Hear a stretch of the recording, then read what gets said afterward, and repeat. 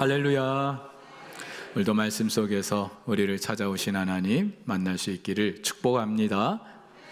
오늘 우리는 모든 세대가 이렇게 한자리에 모여서 하나님을 예배하고 있습니다. 사실 이 3부 시간에는 우리 청년들 중심으로 함께 예배를 드리고 있는데, 우리 2부 예배 시간에는 꼬맹이부터 우리 또 청소년들에 이르기까지 우리 다음 세대들이 우리 부모님 세대와 함께 예배를 드렸습니다.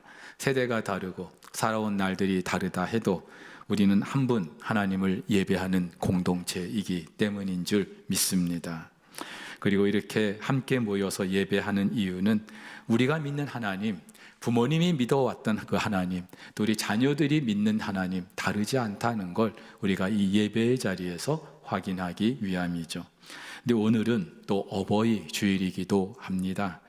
부모님을 공경하며 또 순종하는 것, 하나님을 모르는 세상 사람들도 너무나 잘 알고 있는 우리 사람들의 덕목이죠. 근데 우리 그리스도인이 이걸 중요하게 여기는 이유, 어버이를 공경하고 순종하는 것 다름이 아니라 하나님의 말씀이고 명령이기 때문인 줄 믿습니다. 간혹 너희 기독교인들, 그리스도인들은, 예수쟁이들은 부모도 없냐? 형제 자매도 없냐? 그렇게 우리가 욕을 먹을 때가 있어요. 그런데 절대로 그렇지 않습니다. 성경은, 하나님은 육신의 그 부모님을 우리가 어떻게 공경하고 순종해야 되는지 곳곳에서 말씀하고 계셔요. 특별히 10계명의 제5계명, 이 5계명은 이 부모를 공경할 때에 우리에게 하나님께서 어떠한 복을 주실 것인지 복을 약속하고 있어요.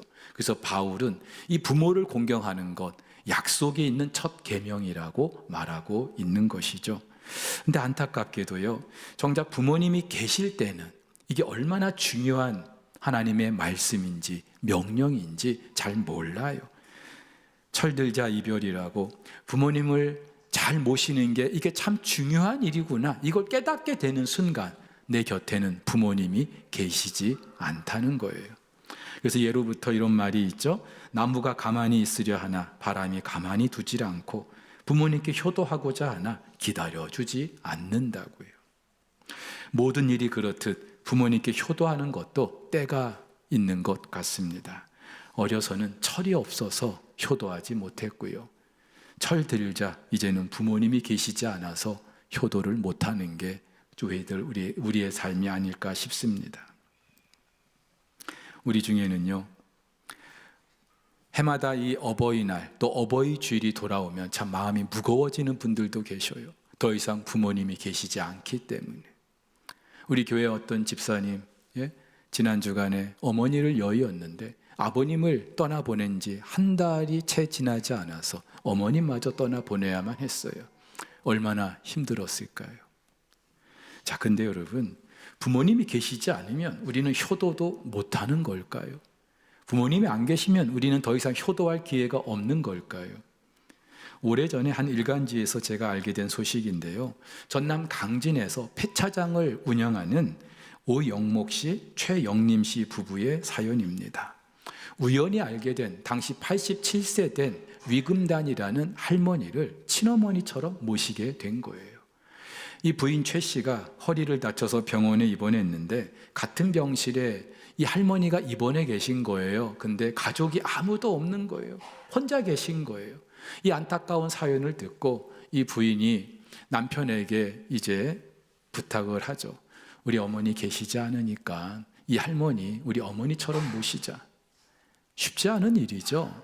근데 그렇게 결정하게 된 이유, 이 두 분의 부모님, 양친이 모두 다 일찍 돌아가신 거예요. 그러니까 더 이상 효도를 하고 싶어도 부모님이 계시지 않은 거예요.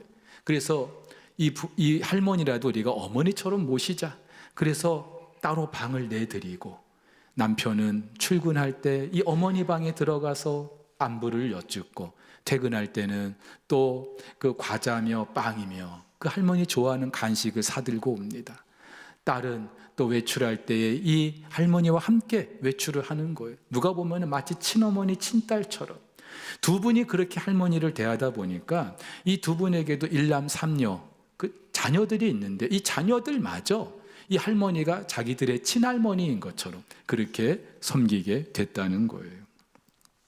여러분, 친부모도 제대로 섬기지 못하는 그런 때에 피 한 방울 섞이지 않은 그 할머니를 친어머니처럼 모시는 이 가정, 너무나 귀하지 않습니까? 지금 우리 사회가 당면한 문제 중 하나가 바로 노인 문제예요. 지난 2025년을 기준으로 65세 이상 노인의 숫자가 전체 인구의 21%를 초과했어요. 초고령 사회라고 부릅니다. 근데 중요한 거는요, 이렇게 노인들의 인구가 많아지면서 여러 가지 부작용들이 있는데 노인들의 삶의 질이 점점 떨어지는 거예요. 당연하죠. 이제 현직에서 은퇴하고 경제력이 없다 보니까 막막한 거예요. 살아가는 날들이 제대로 대접도 받지 못하고. 우리는 자살하면은 청소년들, 젊은 사람들이 많이 하는 걸로 생각하는데요, 아니에요. 청소년들의 자살률보다 3배 높은 것이 이 노인들의 자살률이래요. 그리고 지금 우리 사회 1인 가구가 계속 늘고 있죠. 근데 70대 이상 이 1인 가구가 제일 많아요. 소위 말하는 독거 노인이겠죠. 여러분, 우리 사회가 지금 이렇습니다. 그렇다면은 부모님께 효도하는 것, 이걸요, 우리는 좀 다른 각도에서 생각해 볼 필요가 있다는 거예요. 예수님의 제자 중에 요한이라는 사람이 있습니다. 베드로, 안드레 그 형제와 함께 야고보, 요한 이 두 형제도 예수님의 그 부르심을 받았던 사람들이죠. 갈릴리 바다에서 고기를 잡던 중 어느 날 예수님이 부르셔요. 그러자 성경을 보니까 이 두 형제는요, 배와 아버지를 버려두고 예수님을 따랐다고 합니다. 여러분, 아무리 예수님이 부르시기로니 배를, 생업을 버려두고 또 가족을 버려두고 예수님을 따를 수 있을까요? 근데요, 하나님이 부르시면은 우리는 그 어떤 것도 거부할 수가 없어요. 근데 이 두 형제가 예수님을 따랐던 좀 다른 이유도 있습니다. 어느 날 이 형제 둘이 예수님을 찾아왔어요. 그러면서 예수님이 이 나라의 왕이 되실 때 우리 형제 한 사람은 예수님의 우편에, 예수님의 좌편에 그렇게 앉게 해 주십시오. 한마디로 예수님이 장차 그 나라를 로마의 그런 지배에서 벗어나게 해주고 새로운 나라를 세워줄 걸로 기대한 거예요. 그때 자기 형제를 좌의정, 우의정 그 자리에 좀 앉게 해달라는 거죠. 게다가 이 두 형제의 어머니 살로메도 예수님을 찾아와가지고 우리 두 아들 좀 그렇게 해주십시오, 청탁을 하는 거예요. 아시다시피 이 형제의 어머니 살로메는요, 예수님의 이모예요. 그러니까 우리 식으로 하면은 친인척을 빙자한 인사를 지금 청탁하고 있는 셈이죠. 그런데 왜 그랬을까요? 그만큼 예수에 대한 기대가 남달랐던 거예요. 그 예수만 잘 따라가면 뭔가 손에 내가 넣고 싶은 것 줄 수 있고 내가 세상에서 이루고 싶은 것 이룰 수 있겠다, 그렇게 생각한 거예요. 요즘 선거철 아닙니까? 당선이 유력시 되는 그 후보들 따라다니는 이유가 뭘까요? 뭔가 그렇게 하면은 내가 내 삶의 어떤 이득을 볼 수 있지 않을까 싶어서 아니겠습니까? 근데 이 두 형제만 그런 게 아니고요, 예수님의 다른 제자들도 마찬가지였어요. 그래서 틈만 나면 누가 더 높은가 서로들 싸우는 거예요. 심지어는 예수님이 십자가에 죽으시기 전날 밤 그 최후의 만찬 자리에서도 누가 더 높으냐, 이걸 두고 싸우는 거예요. 다른 제자들의 기대도 다르지 않았다는 걸 알 수 있죠. 어쩌면요, 예수 믿는다고 하면서 우리도 예수에게서 남다른 기대를 가지고 있는 우리들과 다르지 않다고 생각합니다. 여러분, 우리는 예수를 믿고 있어요. 예수를 따른다고 합니다. 근데 그 이유가 뭡니까? 예수 믿으면 하나님께서 우리 부자 되게 해주시고, 예수 잘 믿으면 건강도 챙겨주시고, 예수 잘 믿으면 우리 가정에 복을 내려주시고, 물론 예수님은 그렇게 하실 수 있고 또 실제로 하나님께서 그렇게 은혜를 주셔요. 하지만 우리가 예수를 믿는 이유는 그 때문이 아니죠. 만약에 그것 때문에 우리가 예수를 믿는다면, 지금 이 자리에서 예배한다면 우리가 절에 가서 불공을 드리거나 아니면 나무 밑에서 절하는 것과 무슨 차이가 있겠습니까? 그리고요, 이런 사람들에게서 나타나는 특징이 하나 있는데, 자기들의 기대가 채워지지 않으면 언제라도 손 털고 떠나는 거예요. 예수님의 제자들 보세요. 3년이나 예수님을 따라다녔어요. 근데 정작 그 마지막이 자기들이 기대했던 게 아니에요. 예수님이 비참하게 십자가에 죽으시는 거예요. 그래서 어떻게 해요? 다 뿔뿔이 도망가 버렸어요. 근데 한 가지 참 특이한 거는요, 이날 예수님이 십자가에 죽으시던 그날, 그 십자가 밑에 예수님의 제자 요한이 있었던 겁니다. 이때 예수님은 어머니 마리아에게 그 요한을 일컬어서 어머니 보세요, 당신의 아들입니다, 그렇게 말씀을 하셔요. 그리고 그 요한에게는요, 그 어머니를 일컬어서 요한아, 네 어머니다, 네 어머니다. 여러분, 먼저 우리가 좀 한 가지 질문이 있는데, 도대체 요한은 왜 이날 이 자리에 있었던 걸까요? 다른 제자들은 다 도망갔어요. 근데 왜 요한은 그 십자가 밑에 있었던 걸까요? 물론 그 십자가 밑에는 한 무리의 여인들이 있었어요. 생전에 예수님을 사랑했고 예수님을 따라다녔던 여인들인데, 그 중에는 예수님의 어머니도 계셨겠죠. 그리고 예수님의 그 이모 살로메도 있었어요. 그러니까 요한은 예수님과 무슨 관계입니까? 사촌 관계예요. 그러니까 사촌이 지금 십자가에서 죽어가는데 가만히 있으면 안 되겠죠. 더군다나 어머니 살로메도 지금 그 자리에 있잖아요. 그러니까 어머니가 걱정돼서도 다른 제자들 다 도망가고 없는데도 요한은 그 자리를 지키고 있는 거예요. 근데 더 하나 이해되지 않는 게, 이날 예수님은요, 그 요한에게 요한아, 네 어머니다 그러면서 그 요한에게 당신의 어머니를 맡기고 계시는 거예요. 참고로 예수님에게는 다른 남자 형제들이 넷이 있었고요, 누이들도 있었어요. 최소한 6명의 다른 형제들이 있었던 거예요. 근데 그 형제들 다 어디 가고 지금 예수님은 아무리 사촌이지만 요한에게 당신의 어머니를 맡기고 계시는 걸까요? 물론 한 가지 추측은 할 수 있어요. 예수님의 다른 형제들도 예수님을 향한 기대가 있었는데 그게 물거품이 되니까 다 도망갈 수 있었어요. 더군다나 지난주에 우리가 말씀드렸죠? 예수님이 그 동생들이 예수님의 어머니와 함께 예수님을 찾아왔는데 예수님 뭐라고 말씀하셔요? 누가 내 어머니고 누가 내 동생들이냐? 예, 삐졌을 거예요. 예수님 얼굴도 보려고 하지 않았을 거예요. 게다가 지금 예수님 십자가에 죽고 있잖아요. 이 십자가에 죽는 게 무슨 의미인지 잘 알고 있는 거예요. 괜히 불똥이 자기들에게까지 튈까 싶어가지고 예수님의 형제들은요, 예수님의 그 십자가 밑에 나타나지도 않은 거예요. 학자들은 예수님의 그 아버지 요셉이 일찍 죽었을 걸로 그렇게 생각합니다. 그렇다면 한번 생각해 보세요. 예수님은요, 비교적 일찍부터 그 가정의 가장 역할을 해 오셨을 거예요. 그리고 이제 당신의 삶의 마지막 순간 그 육신의 어머니를 요한에게 부탁하고 계시는 거죠. 아들로서의 그 도리를 다하고 계시는 거예요. 사실 이 시간에 요한이 왜 예수님의 그 발밑에 와 있었는지 그 이유는, 정확한 이유는 알 수가 없어요. 근데 중요한 사실은 이날 이후 요한은 그 예수님의 어머니 마리아를 자기 집에 모시면서 평생을 살았다는 겁니다. 전승에 따르면 요한은 예수님의 말씀을 듣고 예루살렘에서 그 예수님의 어머니 마리아를 모시다가 그 예루살렘의 대대적인 로마의 박해가 있게 되자 지금의 튀르키예로 건너가서 그곳에서 예수님의 어머니를 모시게 됩니다. 실제로 지금 튀르키예 그 에베소라는 지역에 가면은요, 사도 요한 기념교회가 있고 또 성모 마리아 집터가 남아 있어요. 남도 아니고 이모이니까 그 정도 우리 할 수 있지 않을까 싶습니다만은, 여러분 자기 어머니도 제대로 모시지 못하는데 이모를 이렇게 모신다? 그것도 평생 쉽지 않은 일이죠. 더 우리가 생각해 봐야 될 게 하나 있는데요, 예수님이 부활 승천하신 이후에 오순절 성령이 임하시고 복음이 급속도로 전해지기 시작합니다. 그 복음이 전해지는 곳마다 회심이 있게 되고요, 교회가 세워지게 되죠. 그리고 그 과정에서 예수님의 제자들이 정말로 귀하게 쓰임을 받습니다.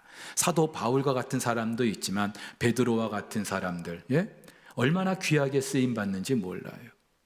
그런데 정작 예수님이 가장 사랑하셨던 그 제자, 그리고 예수님의 발밑에 와 있었던 그 제자 요한은요, 죽을 때까지 그 복음을 위해서 그렇게 사람들처럼, 다른 제자들처럼 그렇게 자기 이름을 드러내지도 못하고 역동적으로 선교하지도 못하고 그냥 평생 한 곳에 기거하면서 예수님의 어머니 마리아를 모시게 된 거예요. 좀 운이 없다고도 생각할 수 있지 않겠습니까? 요한이 무슨 생각을 했을까요?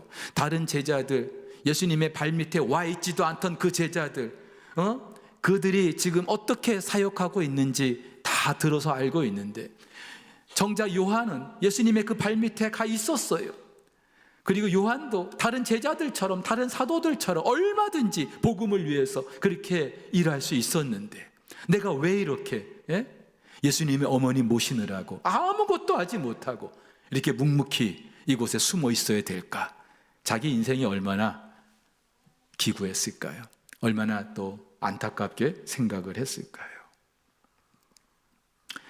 사실 예수님의 어머니 마리아를 모시는 그 일이 기독교 역사에서 그렇게 두각을 나타내는 건 아니었어요. 그렇게 큰 일도 아니었어요. 겉으로 보기에 베드로나 바울처럼 사방을 누비는 역동적인 선교와도 거리가 멀었어요.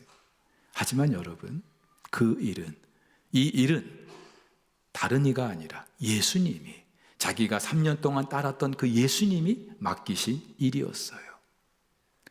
한때 그 예수에게서 내가 이 세상에서 누릴 수 있는 여러 가지 꿈과 야망이 있었겠지만, 그러나 어느 순간부터 그 꿈과 야망이 부질없어지고 이 예수야말로 하나님의 아들이라는 사실, 이 예수에게 내 모든 인생을 걸어도 되겠다라는 그런 확신이 있었던 거죠. 그리고 그 예수가 자기에게 맡겨준 그 일, 예수님의 그 어머니 마리아를 지키는 그 일, 이것이 남들 보기에는 하찮아 보일 수 있지만, 별거 아닌 것처럼 생각될 수 있지만, 요한은요, 이 일에 자신의 평생을 헌신했던 거예요. 근데 여러분, 하나님께서는요, 이런 요한의 그 삶이 너무나 값지게 주십니다. 특별히 특별히 기독교 역사에서 이 요한이 그렇게 평생 어머니를, 그 예수의 어머니를 모시면서 이루었던 일들, 이 일들이요 너무나 귀해요. 사실 예수님의 다른 제자들은 비교적 일찍 순교합니다. 근데 제자들 중에 유일하게 천수를 누렸던 사람, 그래서 거의 1세기 말까지 살았던 사람이 요한이에요. 그렇게 오래 살면서 요한이 했던 일이 뭘까요? 다른 사도들이 하나둘 세상을 떠나면서 예수님의 그 행적을 전해줘야 될 예수님의 부활의 증인들이 있어야 되는데 없는 거예요. 자, 그때 이 요한은요 당당하게 예수님 부활의 증인으로서, 직접 예수님을 목격한 증인으로서 그 증인의 역할을 감당하게 되죠. 특별히 초대교회가 영지주의와 같은 많은 이단의 공격을 받습니다. 그렇게 흔들리고 있을 때 이 요한은요 복음을, 그 기독교를 모르는 사람들에게 그 당시의 어떤 철학적인 그런 그 세계관을 통하여서 복음을 소개했던 그런 사람이에요. 변증했던 사람이고요.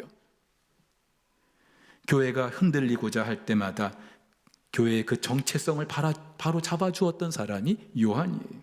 또 사도들, 이 요한과 같은 사도들이 활동했던 그 시대와 이후에 속사도 또는 교부 시대로 이어진 교회의 역사가 이루어지는데 그 가교 역할을 했던 사람이 요한이기도 합니다.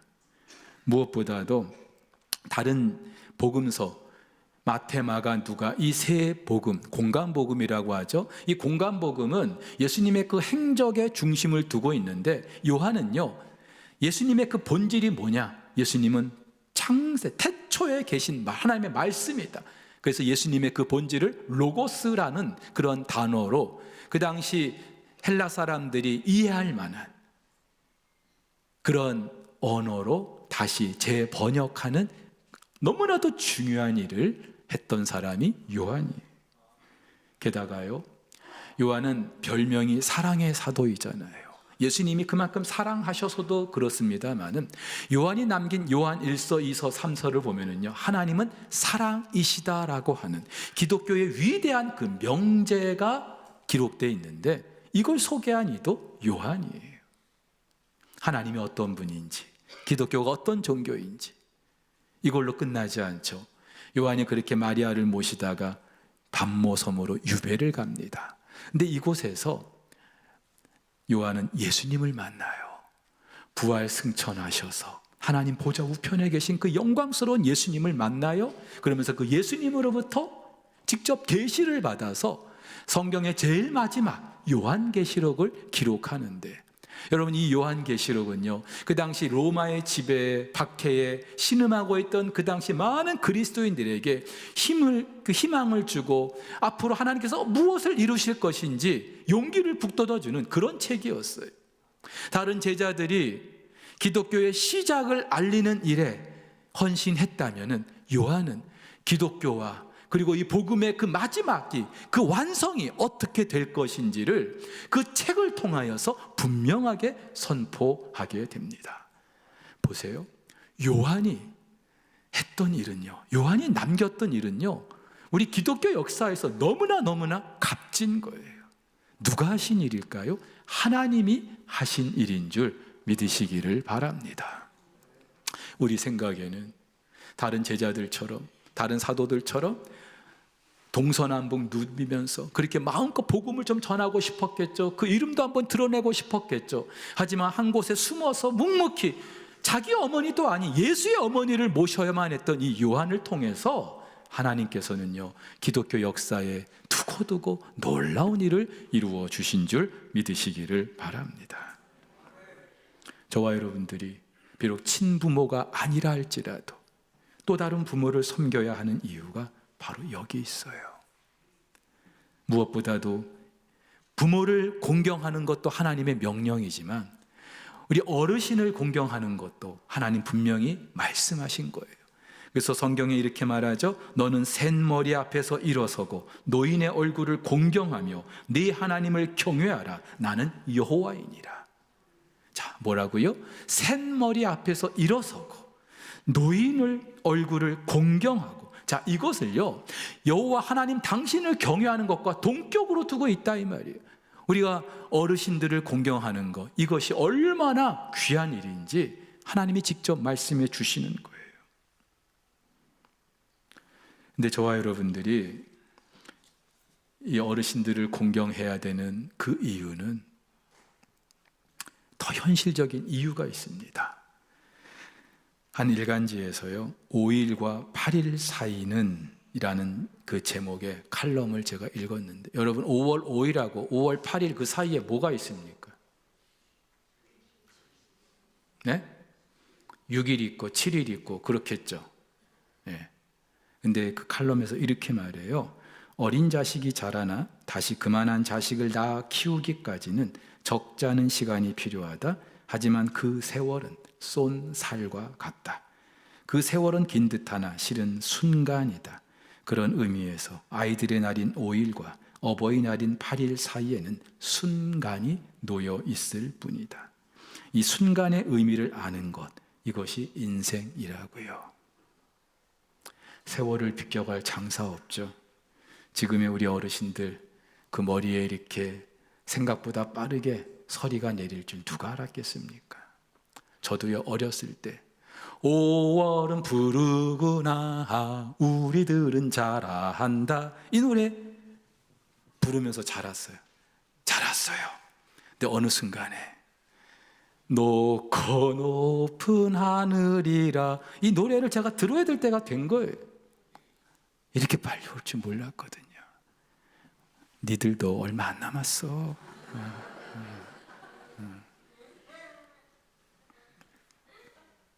여러분, 이거 생각하면 우리 정말 다시 생각해야 됩니다. 무엇보다 우리 부모를 비롯해서 어른을 공경하는 게 하나님의 명령이잖아요. 그래서 바울은 이렇게 말해요. 늙은이를 꾸짖지 말고 권하되 아버지에게 하듯하며, 젊은이에게는 형제에게 하듯하고 늙은 여자에게는 어머니에게 하듯하라고요.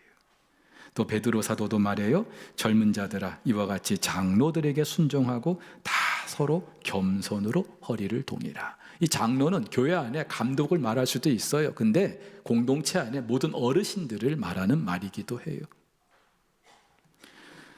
여러분 한번 생각해 보세요.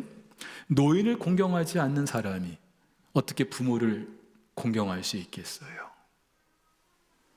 어른을 공경하지 않는 사람들이 그 말씀을 주신 하나님을 어떻게 공경할 수 있겠습니까? 그래서 성경을 보면, 또 지난 역사를 보면은요, 이 어른들의 그 말에 귀를 기울이고 순종했던 사람들의 삶과 그렇지 못했던 사람들의 삶이 판이하게 다른 걸 알 수 있어요. 사무엘, 비록 그 부모님 슬하에서 자라진 못했지만 엘리 제사장 밑에서 그 엘리 제사장이 아버지인 것처럼, 부모님인 것처럼 그렇게 잘 따르면서 그렇게 자랐어요. 하나님께서는 이 사무엘이 엘리의 뒤를 잇는 영적 지도자의 반열에 세워주시죠. 반면에 남쪽 유다의 3대 왕이었던 르호보암, 그 원로들의 말을 무시해버려요. 그러면서 젊은 사람들의 의견에 귀를 기울이다가 그만 그 나라가 어떻게 돼요? 다시 둘로 나뉘어지는 비극을 겪지 않습니까? 하나님의 말씀은 한치의 오류도 없어요. 그렇다면은 저와 여러분들 뭐 거창한 하나님 말씀 지키느라고 애쓸 게 아니라 우리 삶 속에서 정말로 작은 영역에서부터 이 하나님 말씀에 귀를 기울이고 따를 수 있는 우리 모두가 될 수 있기를 예수님의 이름으로 축복합니다. 이 말씀을 주신 하나님은 지금도 다 보고 계시고 그리고 그 말씀대로 이루실 줄로 믿습니다.